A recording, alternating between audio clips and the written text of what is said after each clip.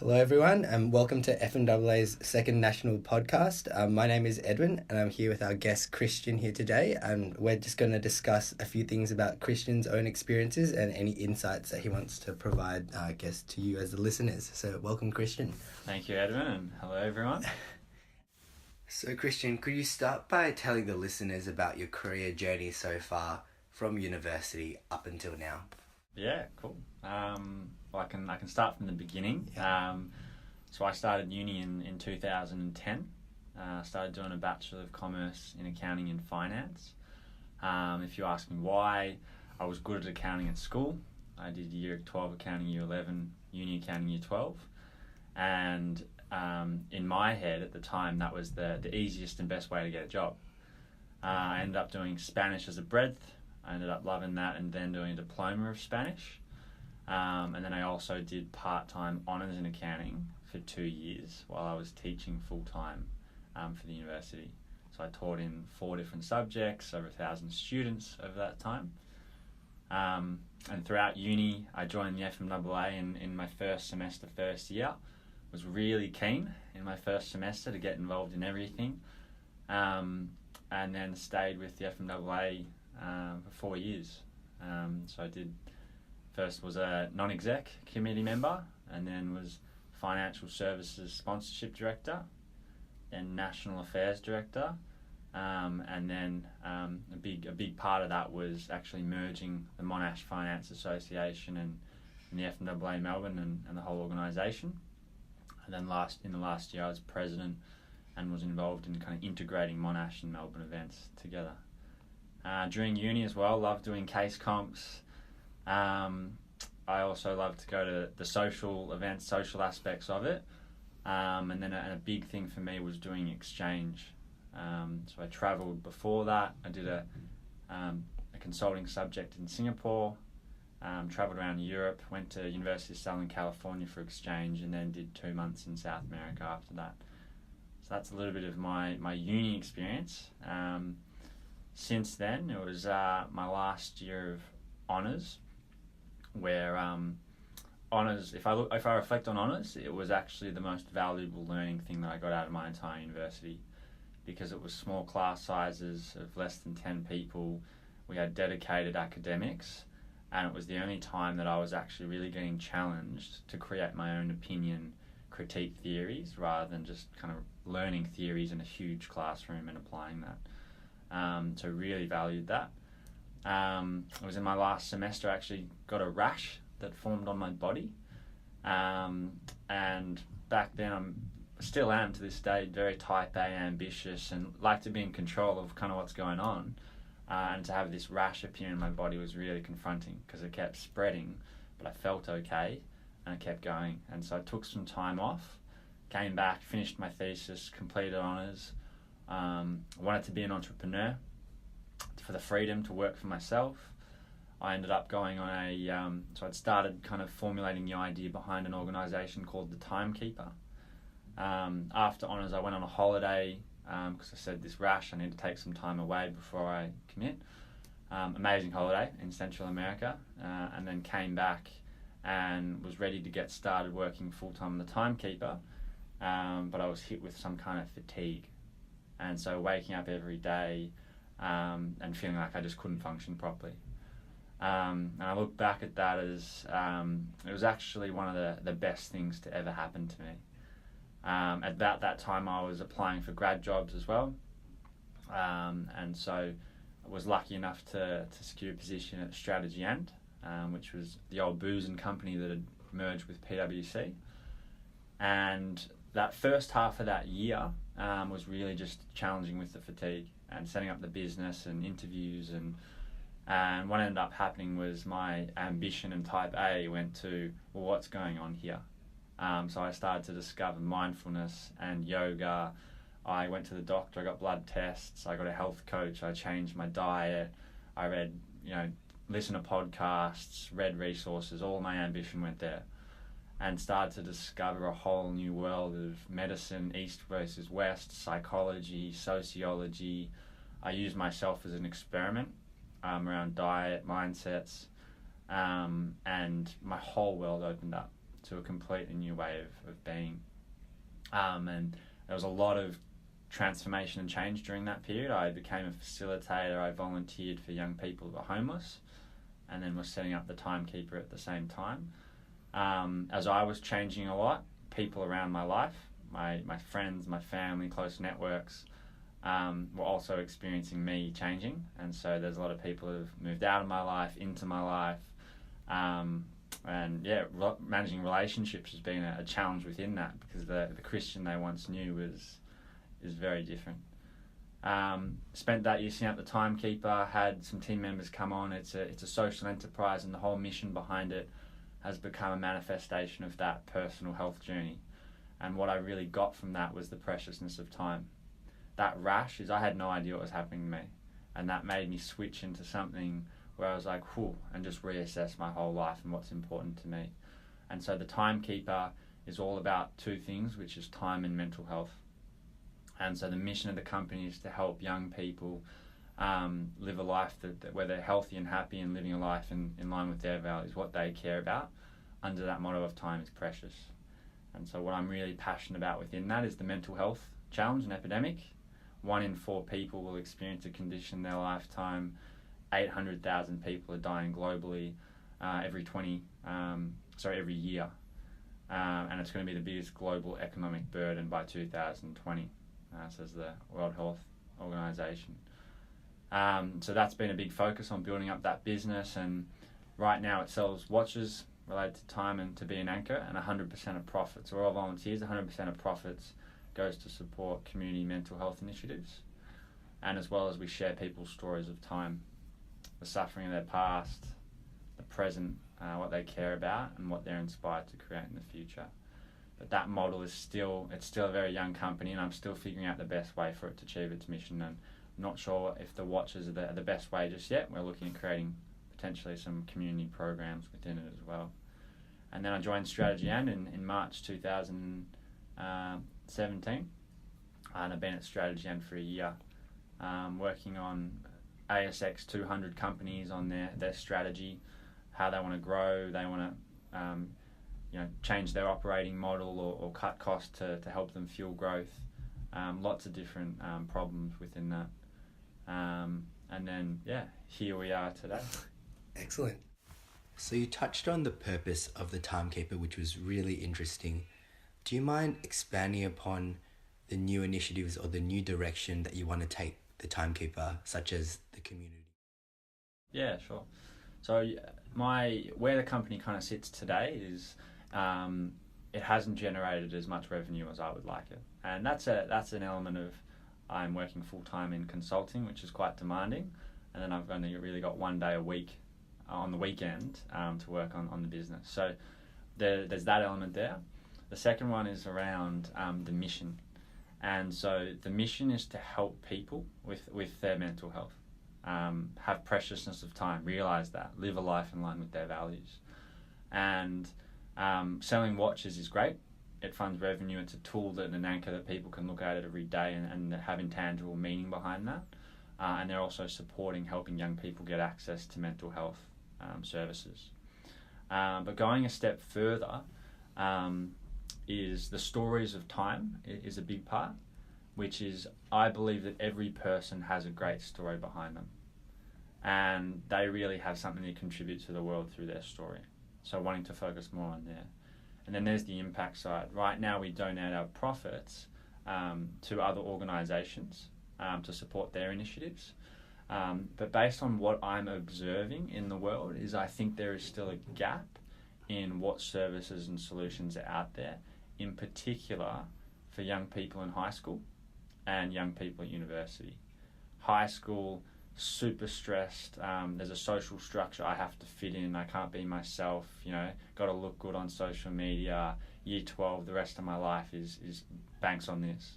And then at university, it's like my whole world, I need to figure out what I want to do. It has to be now. I'm going to follow this person because that's what's good. I'm going to follow the crowd here. I want to make money. I want to provide for my family. All these things come up. And then in that context, there is just anxiety, there's depression. Male suicide rates are super high. And even as entering the workforce, there's elements in particular in certain industries where mental health challenges are really high. So speaking to mental health service providers, a lot of the challenges that people come in with is not wanting to go to work on a Monday, not feeling like they're living their purpose, not feeling understood, connected with people. And so with all the stuff, all the services going on, all the challenges and issues, I still believe there's something missing from the solution. Otherwise, this wouldn't be the biggest global economic burden by 2020. And there's many different things I could draw on around the technology paradigm and how we interact with that. And there's a few other learnings I've been doing from personal development courses and spiritual journeys and that. So a lot of our listeners are students who are busy studying, busy applying for internships or jobs. From your perspective, what advice would you provide them when they're dealing with all these different things in their life? Yep. I'll caveat, as soon as I hear the word advice, it's like when I hear advice from someone or I give it, it's just based on my personal experience and circumstances. So I don't like to give advice so much.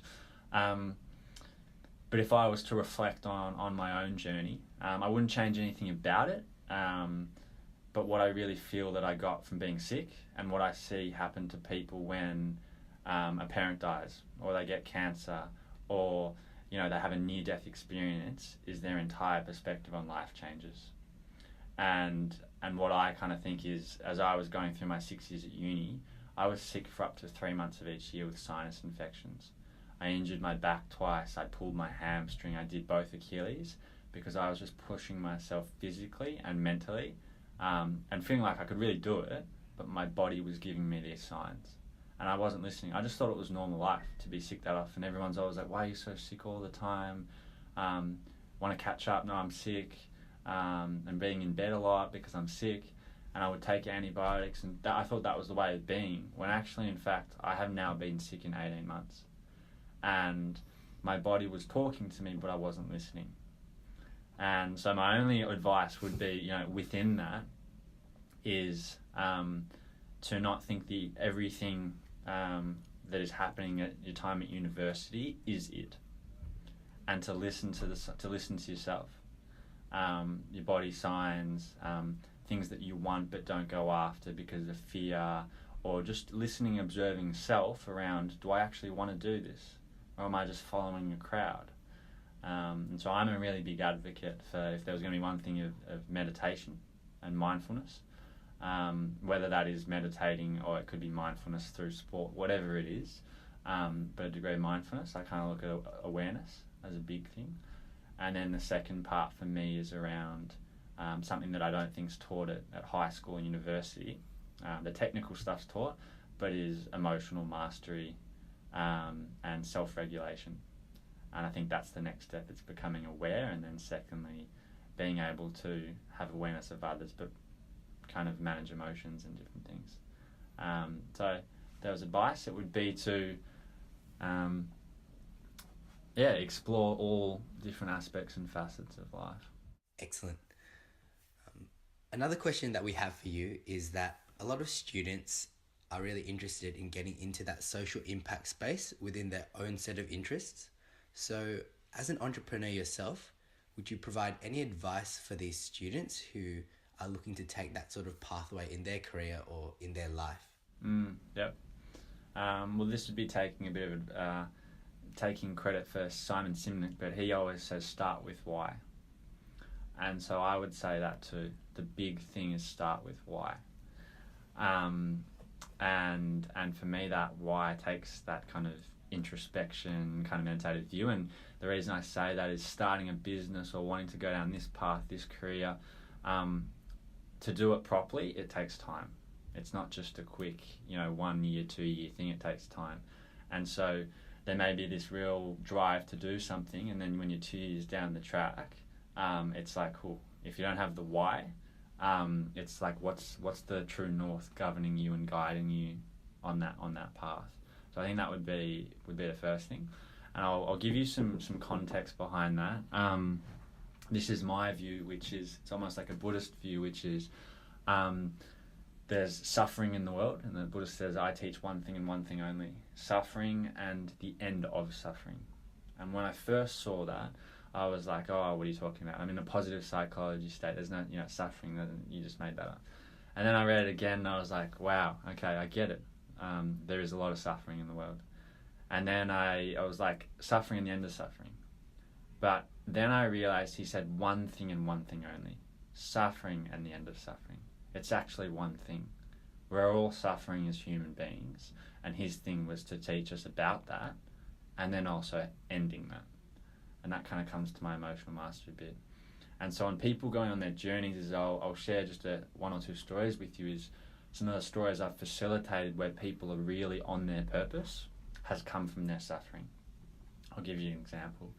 A young man, he didn't find his place at school. He was being bullied. He didn't feel like he had friends or a place to go. He focused really on his studies and he did well there, but he felt alone. The time he felt out was when he could go to the skate park and hang out with the people who just loved him for who he was, and he skated and he felt wild and free. Now, what did he do is he went around the world to impoverished places and started to build skate parks around the world for those third world communities. Why? Because what a skate park meant to him was a home. So he was literally going around the world, not just building skate parks, but homes for people. That to me was a person on purpose, but it came from his suffering. All those years of him suffering and experiencing that, he didn't want anyone else to go through that. And I could go on with many other examples, and those are just some of the stories of time that I've facilitated through the Timekeeper. That's why I believe every person has a great story. And so I look at purpose of a lot of what we can do is money. Like, we've got a big thing about money. As we go out and chase money, we want to get the next idea. But I actually look at, well, how can we actually solve some of the world's most important problems? And if you are about money, that's fine as well. There's nothing wrong with that. The money will come to you within that as well. But to be on purpose is not about the money. It's about having a connection to what the mission and the cause of what you want to do is. And that'll also change over time. So I knew a man that wanted to quit smoking, so he set up an organisation to kind of advocate for anti-smoking, and then he'd quit smoking. And after 5 years, it wasn't so relevant to him anymore. So he wanted to find another purpose. I met another man who's about to have a child, and so he changed his purpose to selling children's books as a social enterprise and using those funds to support children without an education. And that's because he's about to become a father. So again, it's all about the different kind of times of life that we're in.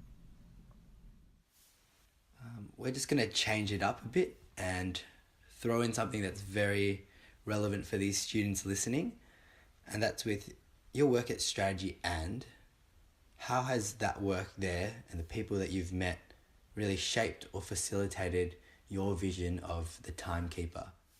Yeah.